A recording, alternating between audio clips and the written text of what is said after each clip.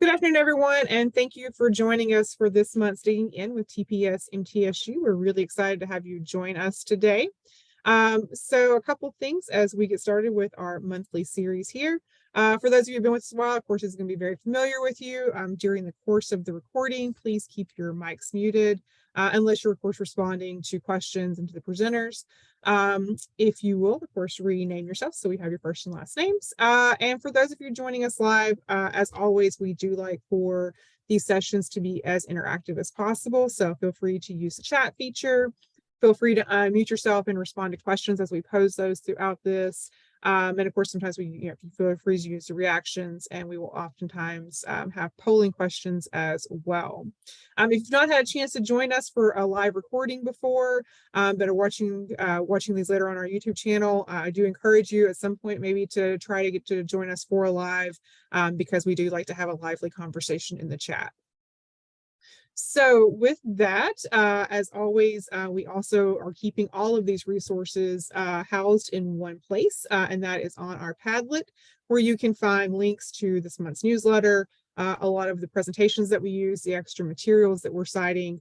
And again, that is all in one place, easy for you to find and use. And I'll show this link again towards the end. So if you don't catch it now, you'll have a chance after we go through the presentations for this month. So with that, I'm going to turn things over to Stacy, who is going to introduce our topic for this month, which is countercultures. Thanks, Kira. I'm going to share my screen so we can take a look at the newsletter. And first of all, I have a Padlet up so that I can keep that link open in a tab.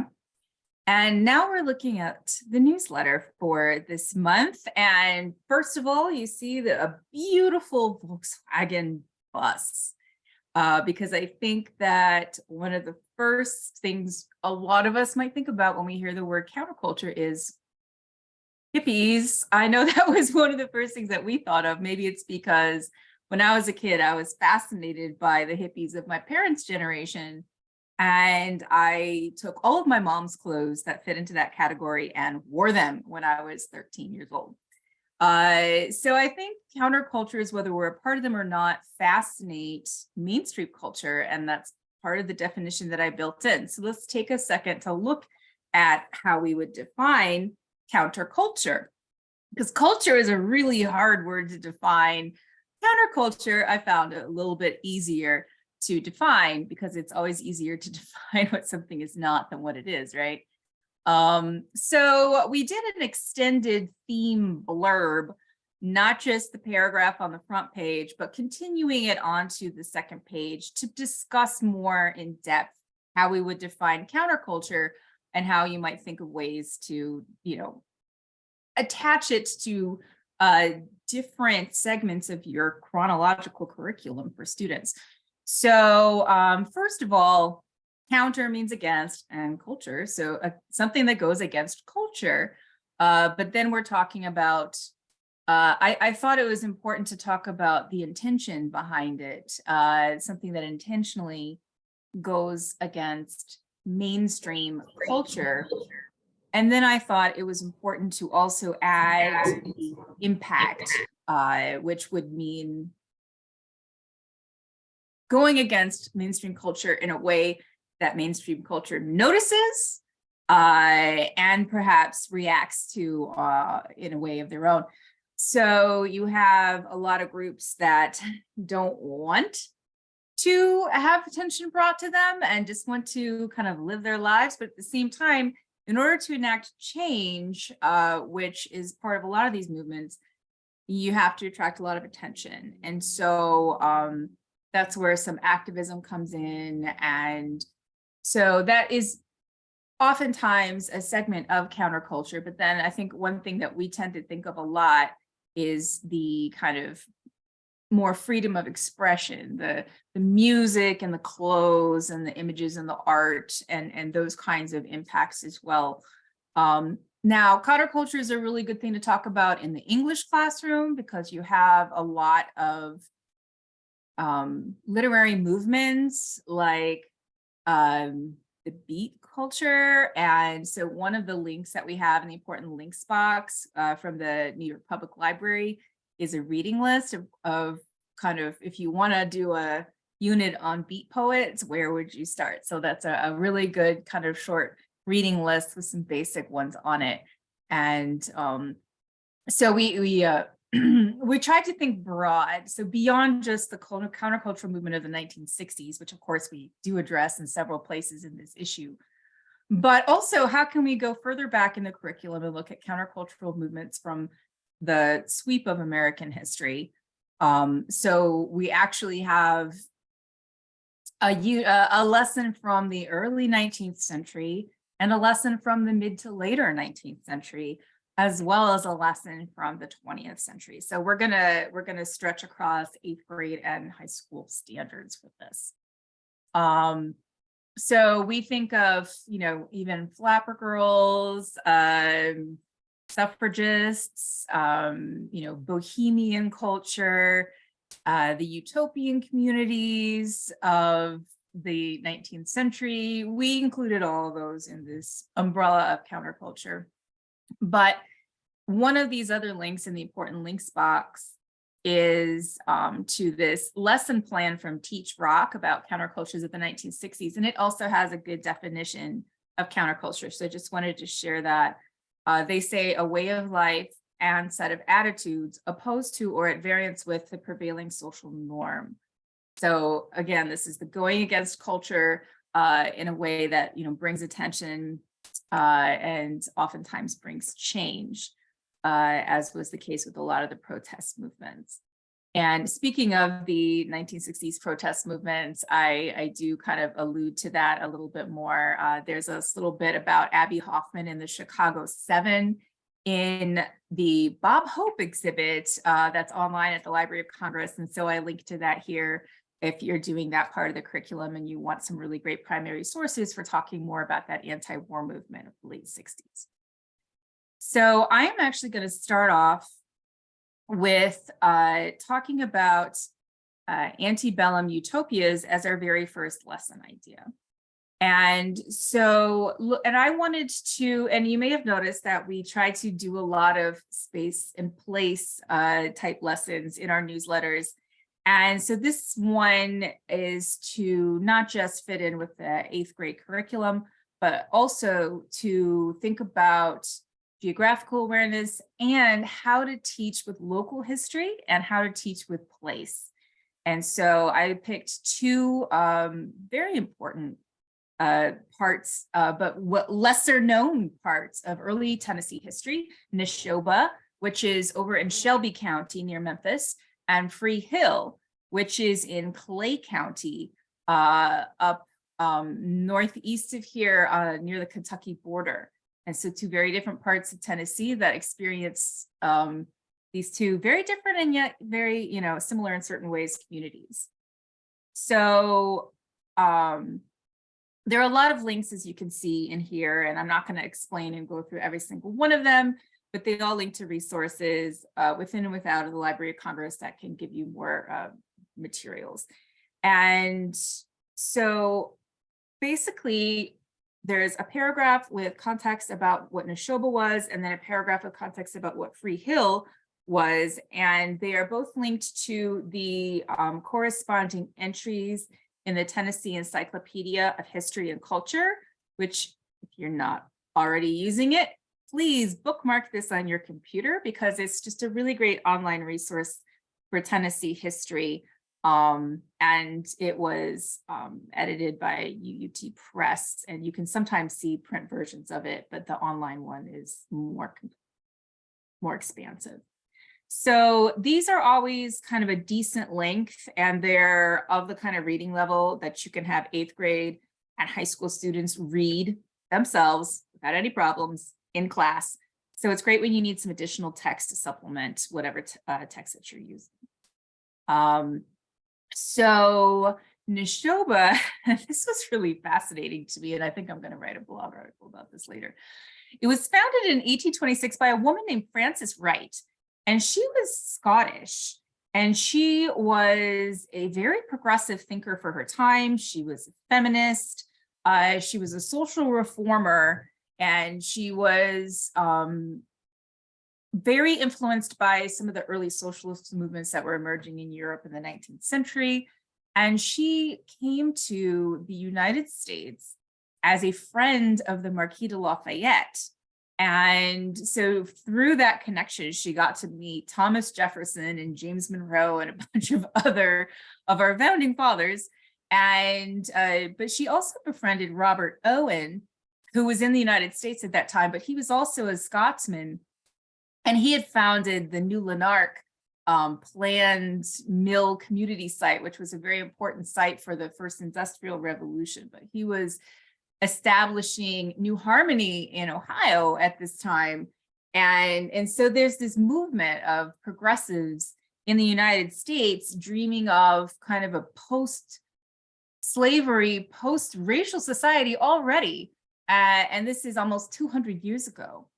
And so she's also really advocating for women's rights. And so she actually became influential to a lot of the women who would then go on to go to the Seneca Convention on women's rights in 1848 in New York.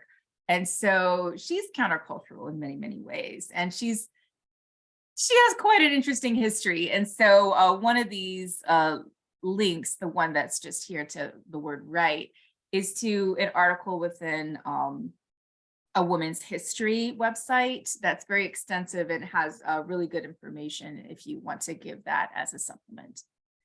And so she was put in touch with Andrew Jackson, and she was like, okay, this is what I want to do. I want to establish a community where Black people and white people can live and work together, and the Black people can work towards their freedom from enslavement. And he's like, oh, well, we just established the town of Memphis in the part of West Tennessee that we just, cleared the way for white settlements in. So she bought this land in Shelby County, which is now near where Germantown is now. Shelby Farms Park actually is the closest that I found where it would have been located. And it was on the Wolf River. So she called it Neshoba, which is the Cherokee word for Wolf River. And so she has all of these lofty ideas, but it didn't work very well. And your students can discuss why that may have been. And so within a few years, it had failed. And of course, she had to leave before that because she got sick from all the diseases in that area, and she had to go someplace else to get healthy again. And so then she just emancipated the Black people who were left there by taking them to Haiti so they could live in a free Black republic, which is a weird but I guess fitting end to this story. And then Free Hill was founded even earlier by Virginia Hill, who was a white slaveholding woman in what was then Overton County before Clay County was formed. And actually, it's not entirely sure when this was founded. There's less information available about Free Hill out there. But Free Hill has a much longer story because it never went away, and it's still there, and there are still people who live there who continue this community. So this is a living emancipation community, but one that predates the Civil War, which is unusual for emancipation communities in Tennessee. And so the reason why there's a picture here from a much later period in a Tennessee history is because one of the most important sites there is a Rosenwald School that is still there and is on the National Register, and it's a very important building, but it grew out of the original school. So schools for the education of Black children were very important parts of the agendas of both of these sites. And unfortunately, the Library of Congress does not have this picture, but it and many other pictures from Free Hill are at the Tennessee State Library and Archives. And so there's a link to more of those pictures from one of these highlighted hyperlinks right here. So what we have students do with these resources for this lesson is to look at a student packet. And so this actually stretches from 8th grade into high school in terms of the time periods that we're looking at, because the sources for Free Hill are newspaper excerpts that come from the 20th century. And the ones, of course, for Neshoba are from the early 19th century. And so that you can split this up and use it in any way that you need to in your classroom. I just wanted to put them together to do a little bit of a comparison and to bring in these Tennessee places as part of this same enduring story. So let's take a look at the student packet, which is also linked to from our Padlet, because there were lots of texts actually, or a few texts, but they were very lengthy at the Library of Congress about that either Frances Wright had written about her philosophy or that had to do with Neshoba as an institution. And so what I did was I excerpted, and there are 2 pages of text excerpts from one document, which is linked from here. So Neshoba, text primary sources, page 1 of 3 for Neshoba. And so she's talking about, the trustees. So she's setting it up like a, proper entity. And so she's creating trustees, one of whom is Lafayette, another one of whom is Robert Dale Owen, the son of Robert Owen. And her sister was one of these people too. And she's saying that, the object of this trust in its particular modes, I confine to the discretion of the trustees, provided that a school for colored children shall always form a principal part of the plan, and provided further that all Negroes emancipated by the trustees shall, on quitting the lands of the institution, be placed out of the limits of the United States. And so you can also talk about the connections between abolitionist movements in the United States and this idea of resettling them either in Africa or in Haiti or in other parts outside of the South, because she goes on later to say that, both the North and the South in the United States, and she's speaking as an outsider who has come and observed American values, harbor prejudices and are very negative towards Black people, so that there's really not a whole lot of support for this in the United States. So she's a little bit worried about its longevity for that reason. And I'm certainly not going to read all of these excerpts, but I do want to summarize the second one here because it sounds good so far, right? And she actually names, calls out individually the Black people who are still enslaved, who are going to be kind of the kernel of this settlement.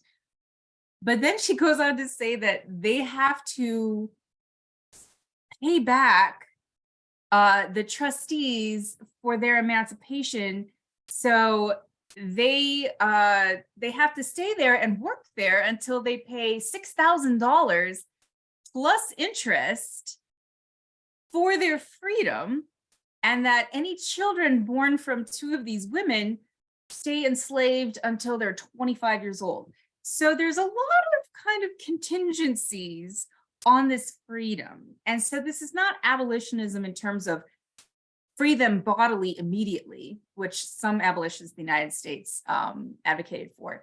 She's more about we need to educate them so that they'll be prepared to live and to work and to think in a free society before we give them their freedom and they go out there and they're trying to make their way. So in a way, this is very top down and idealistic in a way that maybe doesn't sound like it had a lot of input from the Black people themselves. So it'd be interesting to see how your students think about this, because from a 21st century point of view, it smacks of paternalism. But what are her ideals and how is that countercultural for the 1820s?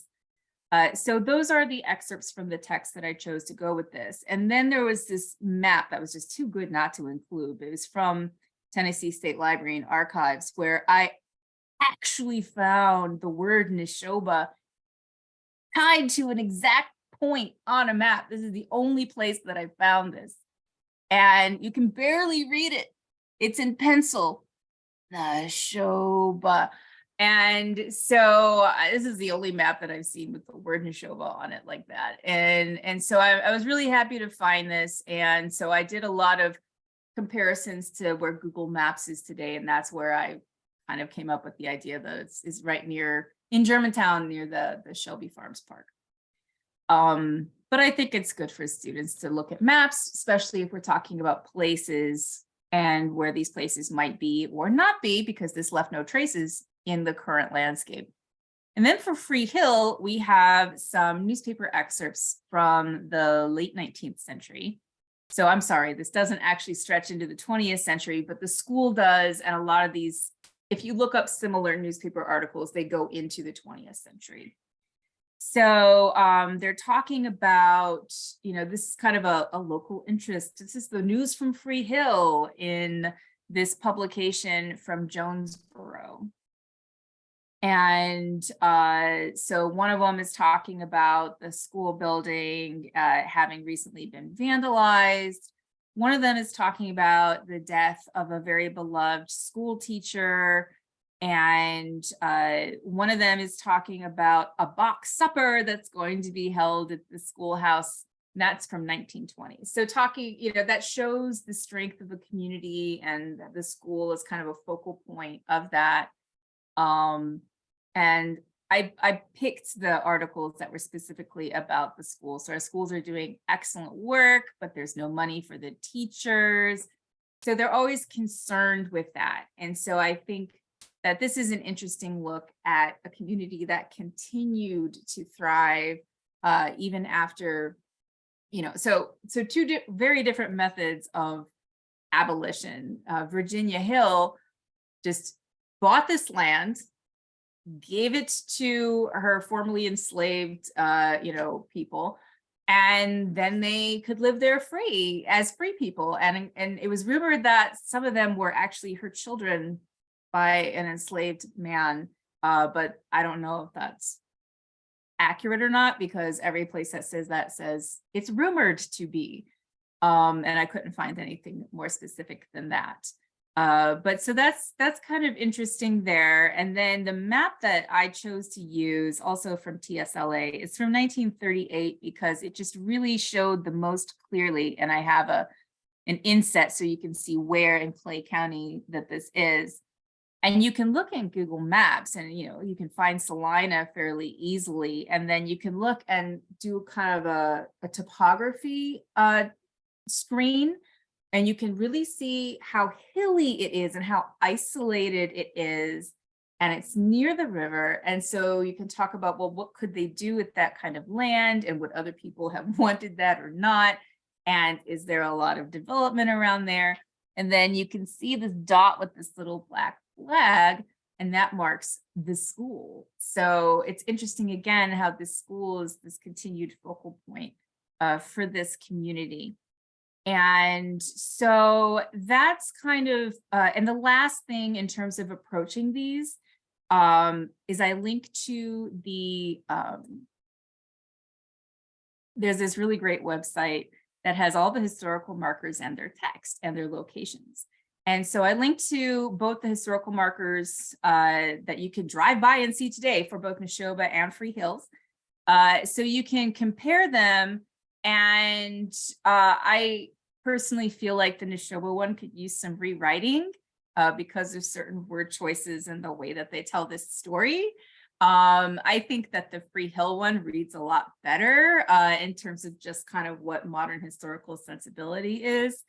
And so the kind of action item for the students is to rewrite the historical markers. So that's what I have for that one. And now I am going to stop sharing and turn it over to Kira.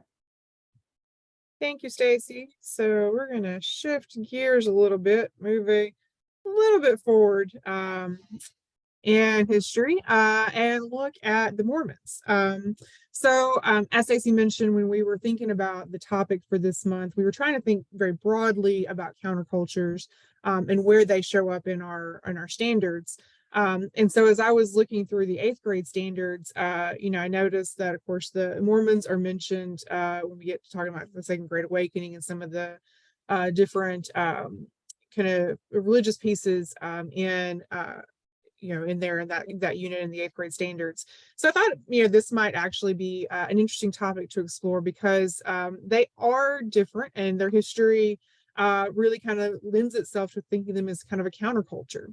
And I know in starting this, I was not super familiar with a lot of details of Mormon history, a few basic things, but, beyond that, not very much.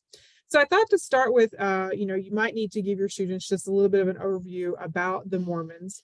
Of course, they begin in the 1820s in the western part of New York in the burned over district. And I found this really great online exhibit from New York Heritage about the Erie Canal that also then connects it to the burned over district and the importance of the canal in spreading some of the different religious groups and how the ease of transportation helped during that period in the Second Great Awakening.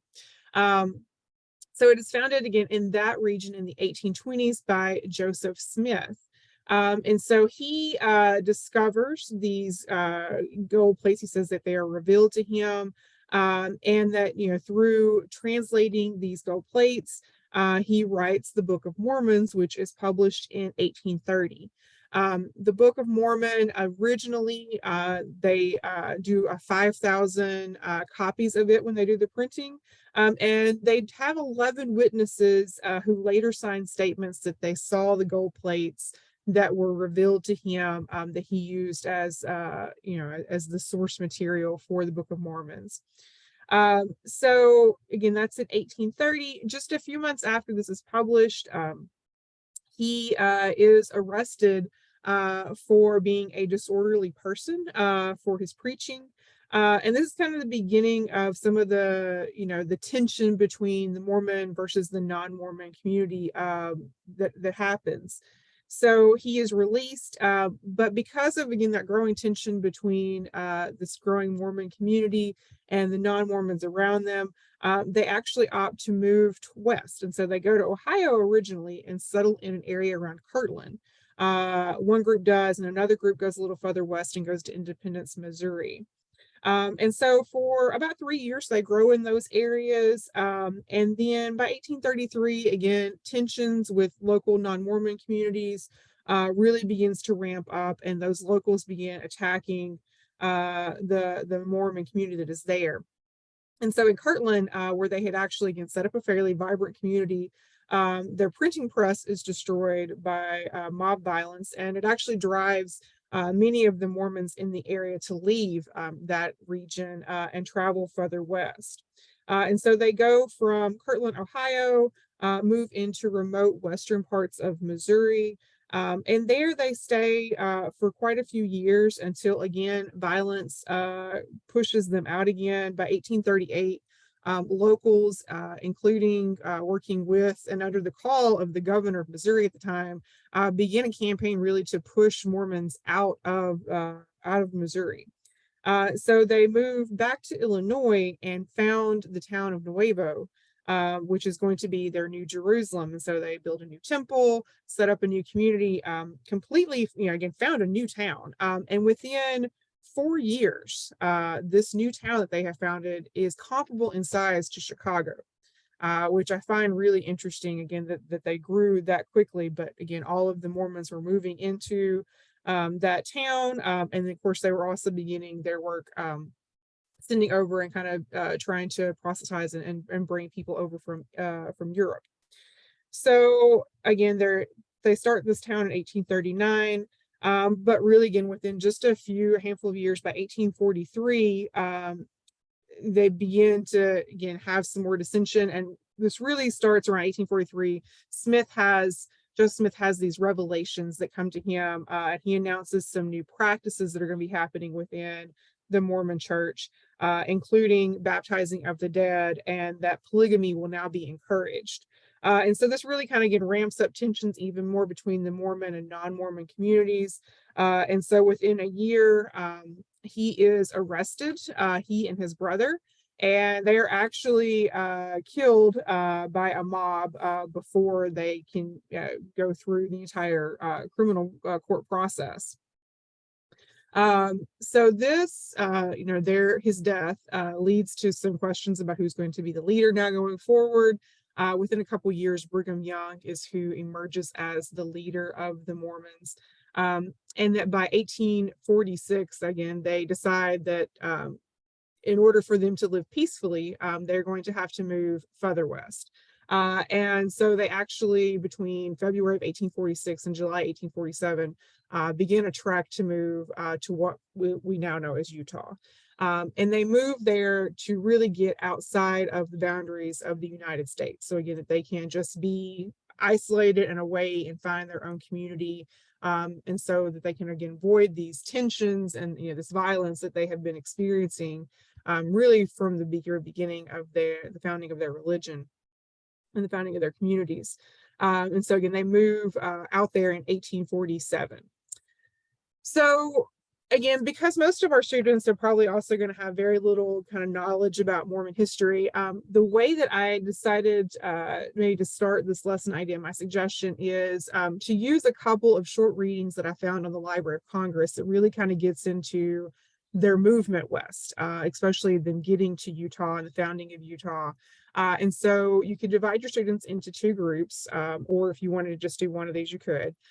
There is a really great Today in History article on Pioneer Day, which is what they call, again, the anniversary and the celebration of them actually settling in the Great Salt Lake Valley. And so in this article, again, you get just some very basic information about that movement west, and you can see some really good sources. Again, there's this great map, kind of a bird's eye view of Salt Lake City from the 1890s. It's interesting, once they get there, the first thing they do, they select an acre, which will be where the temple will be built.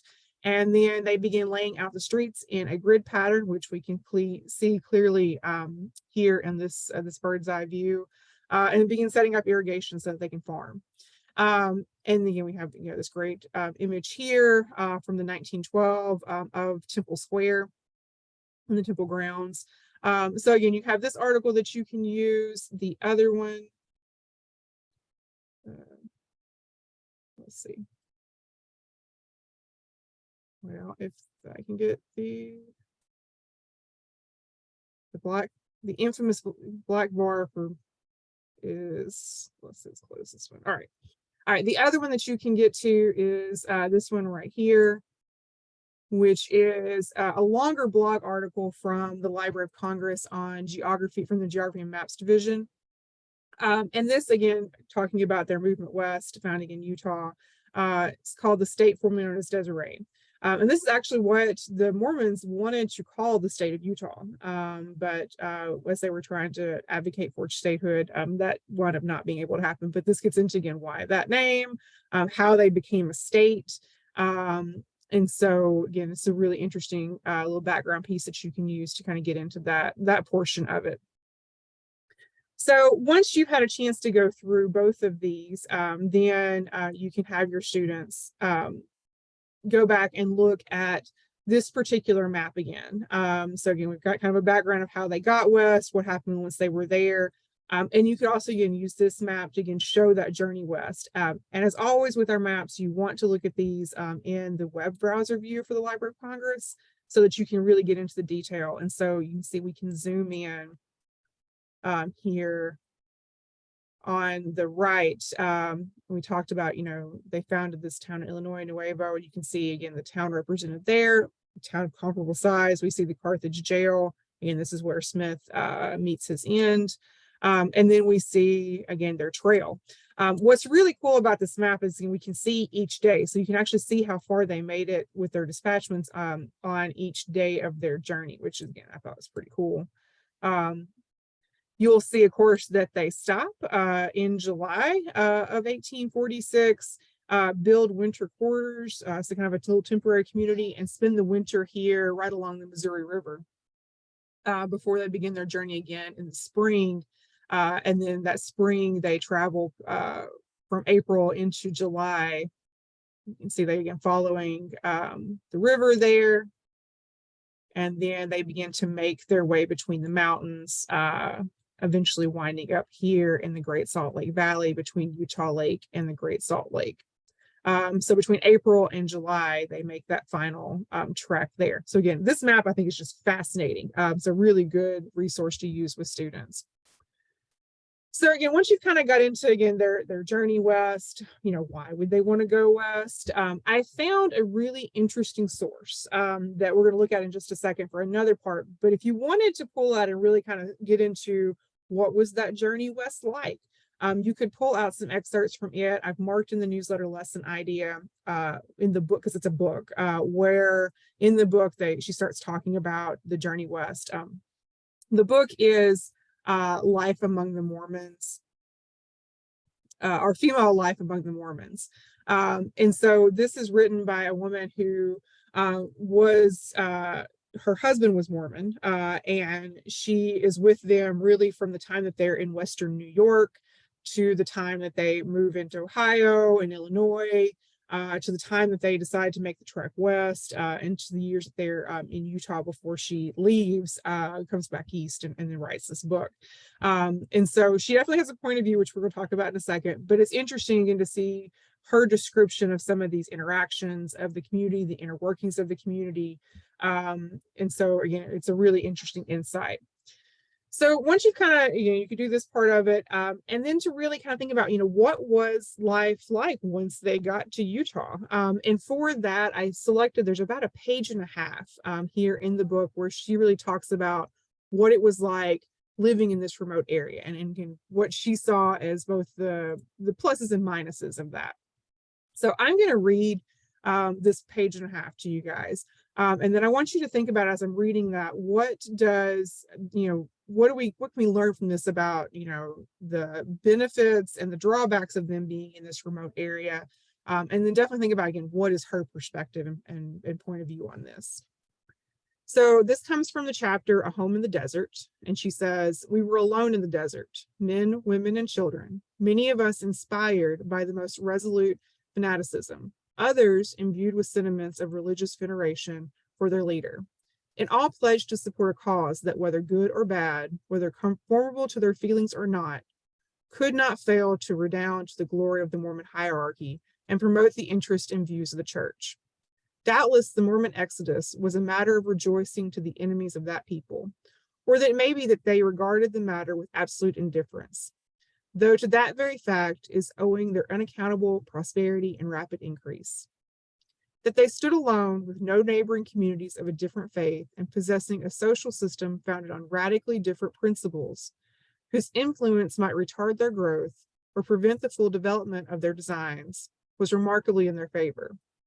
They were at liberty to form such laws as suited them, to establish precedents and decisions conformable to their own views.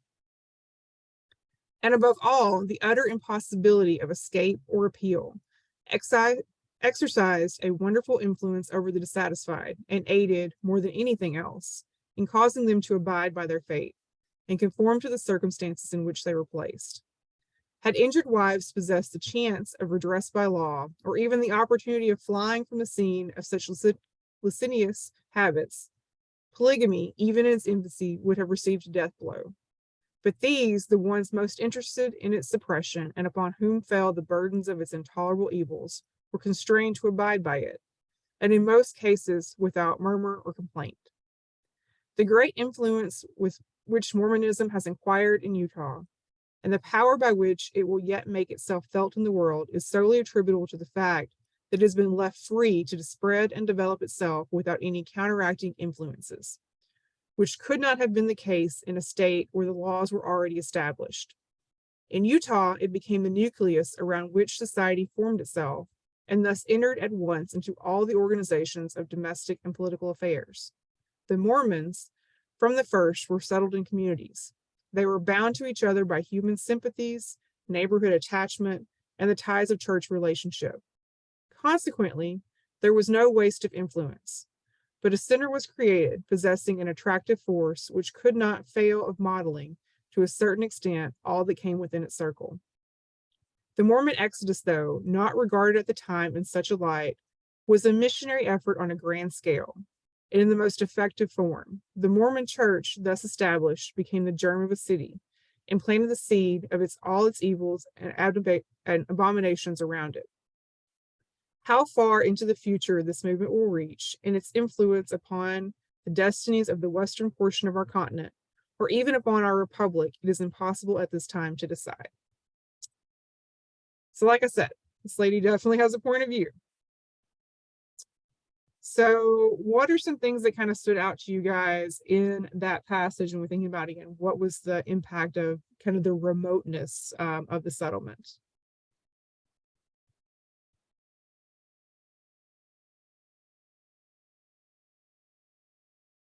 I have always felt, and this just, I think, reinforced it. And this was really, really terrific for you to get as far as you did in reading and on that level. I think a lot of it has to do with the environment. I think just the environment of Utah reflects a lot of her beliefs, a lot of her direction, a lot of her thinking. I think it's just that part of our country and that part of the landscape that can impact people a great deal, and I think it impacts her.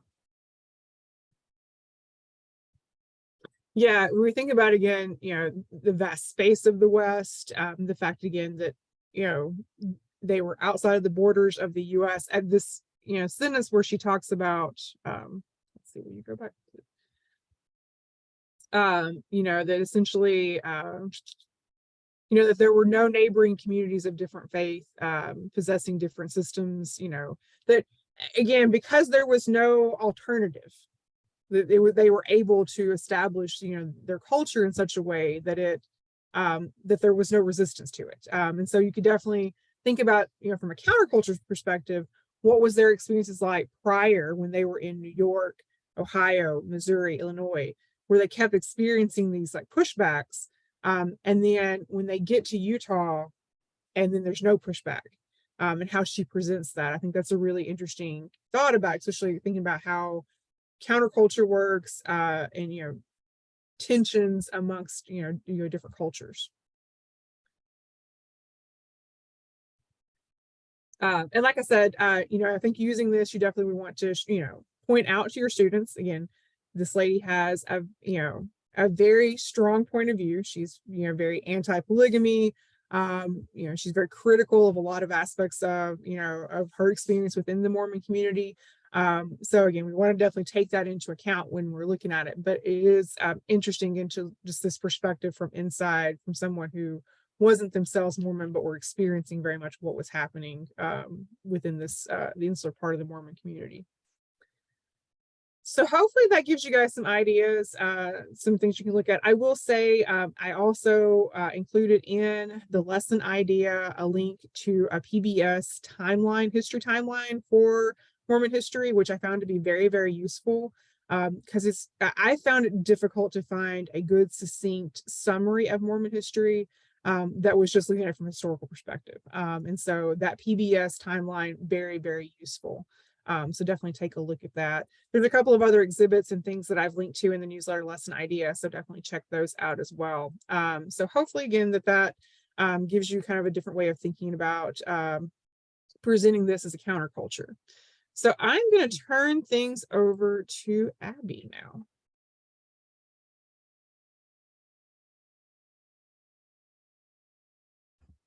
Thank you, Kira. Yes, I am Abby Highkid. I am a GRA for Teaching for Primary Sources. And let me share my screen real quick. I'm going to be going over a counterculture lesson idea for the generation gap in hippie culture, which I believe everyone is familiar with hippie culture. They usually associate hippie culture with counterculture most of the time. The standard here is it's a high school level standards analyzing different point of views that reflect the rise of social activism and growth of counterculture, including the generation gap, hippies, and Woodstock. And then above here are the standard social study practices as well. So going right into it, my lesson plan is broken up into two groups. One group will be studying the generational gap, while the second group is going to be looking at hippie culture. So for group one, just to start off here, I found two blogs on the Library of Congress that gave a whole list of American literature that is broken up like with generations. So our first generation is the silent generation. These are people who lived during the 20s, 30s, 40s, during World War II, World War I. And then our second generation is going to be the baby boomers. These are the people who join the hippie culture, who come with these new social norms, these new ideas, and it creates this gap between them and their parents and their grandparents. So I think when I was coming up with this lesson idea, using literature with the generation gap is a good way to help students recognize like the different things that people were reading at the time. So for, let me go here real quick.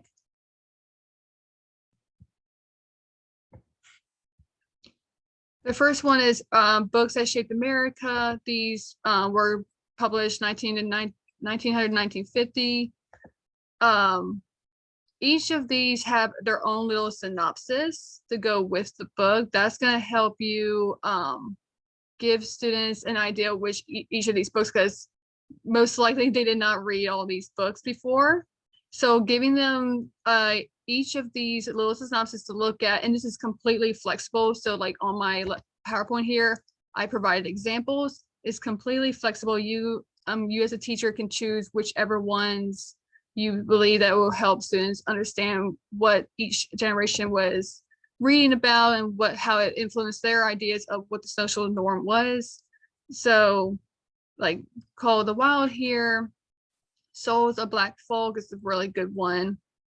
The History of Standard Oil, these are much older, probably maybe older than Silent Generation, but I believe like The Jungle, since it talked about the change that needed to be in the workforce and the labor force, as a very good example to use for the Silent Generation. I believe Goodnight Moon, I was read Goodnight Moon as a child. I do enjoy the Common Sense book of Baby and Child Care. My mother also read that book growing up. So, and then How to Win Friends. I think never read that one before, but I think that is a pretty funny choice. And depending on the synopsis, it can tell you a lot about the giant generation. And then you have Baby Boomers side here for 1950 to 2000. It's the same thing. They each have a synopsis that you can use to give to each students. And it tells them what the theme of each book was, what it talks about. So Fahrenheit 451, it's a pretty good choice. It's very historical. It talks about the means of censorship. Another good example, I think, let me find it. To Kill a Mockingbird. You can also associate that with pop culture because it is highly influential. To keep it short, it's all up to you. It's very flexible. There are many choices on these two blogs here. And that's what the first group is going to be doing. And what they're going to be showing, how they're going to be showing their, what's the word? Comprehension. They're going to be filling out this multiple perspectives worksheet. So source one is just going to be the Silent Generation. And then source two will be Baby Boomers, and they will compare and contrast the books that the synopses that they're going to be reading. And then at the bottom here, what conclusions can be drawn from these sources, these two generations. Group two is going to be focusing on hippie culture. So the first thing you'll have them do is read a descriptive article created by the Library of Congress. Please load. Okay. Oh, this is not the Lumber. Okay, so this is a article that I found from the Atlantic, and it gives a highly descriptive description of Haight-Ashbury Street in the neighborhood. What I just discovered this is very interesting, and it's in San Francisco. And this article gives a lot of background on who was in Hate Street, why it was so popular, and why it was so influential. And then here, the Library of Congress has images, a collection of images. Oh no. If my computer. Okay. All these images here that you can choose from. I provided a few examples down here below, but this is very flexible. You can choose whichever ones you would find that the students would find most interesting, or they could draw conclusions from. And group 2, when they go through these, they'll be filling out a image analysis worksheet. So here it is.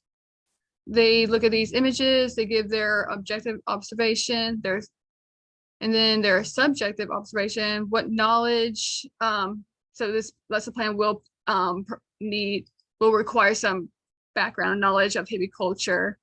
This is their activity for this particular standard, and then any deductions that they can make from these images. I feel like my voice is going out. It's very basic, very flexible to any teachers who want to use this lesson plan. And then here are some other primary sources on hippie culture. My favorite here is on YouTube. There is a whole oral history project of videos who were part of the Haight-Ashbury community neighborhood during the 1960s and 1970s. Some of these are very long, like 30 minutes, 51 minutes. Some are a little shorter, like this 12-minute one. But sure, you can definitely like cut those down. You don't have to watch the entire ones, and you can't see how, yes. But I watched a few, and some of them are pretty funny. Some of them are a little maybe adult rated. So just keep that in mind. But a lot of them have really, really wonderful stories. I watched this one. This was pretty good. And then I did, let me see if I can't find him again. Oh, Boots, yeah. I just thought maybe Boots, I was like, oh, if that's his name, I kind of want to find out why. And he does explain why. It's pretty fun. So this is another good source. And then another couple of primary sources. These are just images from the Library of Congress. We have protesters and hippies at the Capitol. You can use this as well if it will load.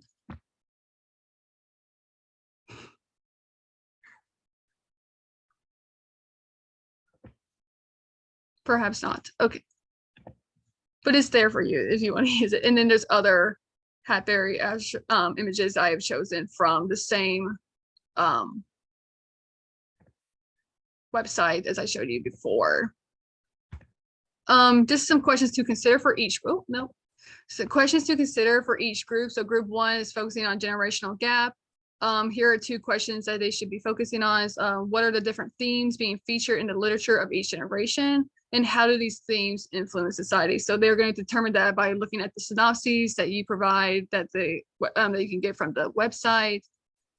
Group 2, what themes can you draw from observing hippie culture in the photos? And what do you think people involved in the culture were protesting for based on those photos, based on the murals, the art that you see in those images? And a little something extra. This is one of my favorite Broadway musicals of all time. The Broadway musical Hair and its cultural impact. Library of Congress has 2. This is the first one, and then The Magic of Hair is also a blog. But this one in particular,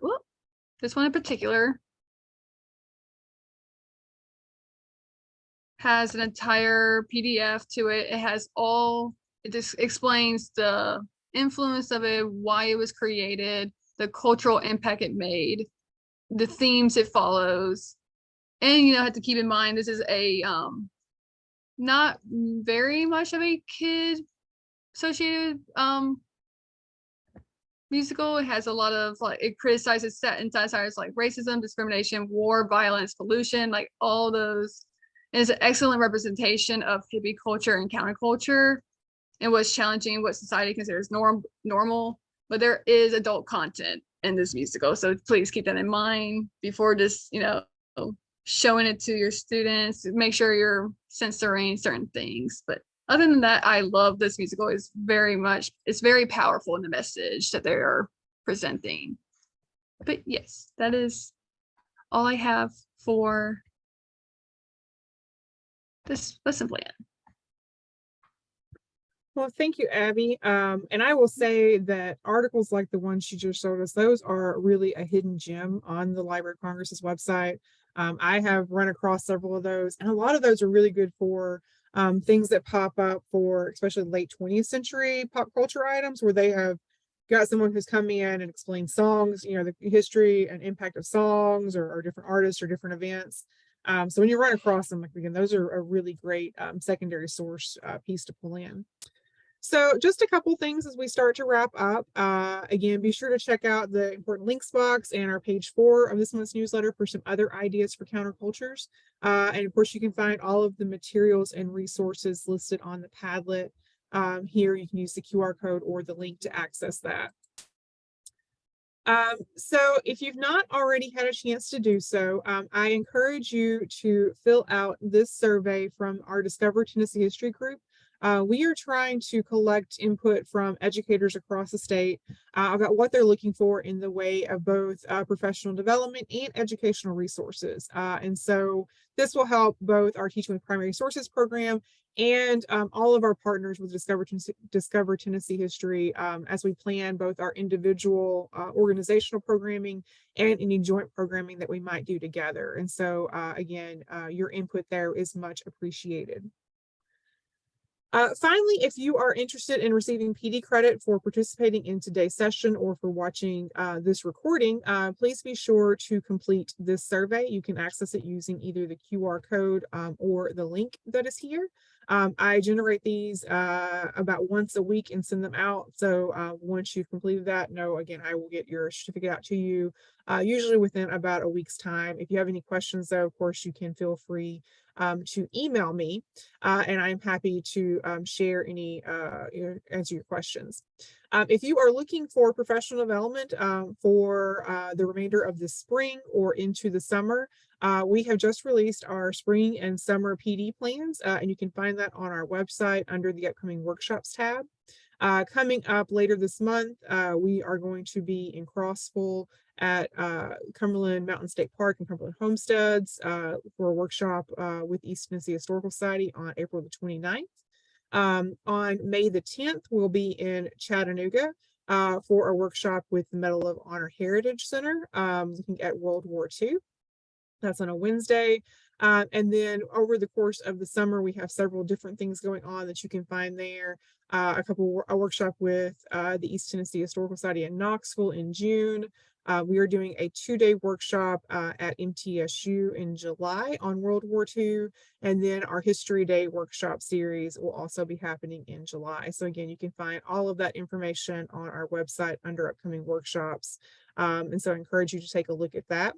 Our Digging In series will probably not be returning again until August. We have a conflict next month, and then we take a break in the summertime, but we will be sharing information when our next one is available. And so definitely, take a chance to go back and view any recordings that you might have missed over the past couple years that we've been doing this. And again, we thank you guys so much for your support and participation in these webinars. Please let us know how we can continue to be a service to you. And thank you guys so much. Have a great day. Thanks, y'all. Really terrific. Really, really terrific. I appreciate everything you do. And it was great to be with you guys. Take care.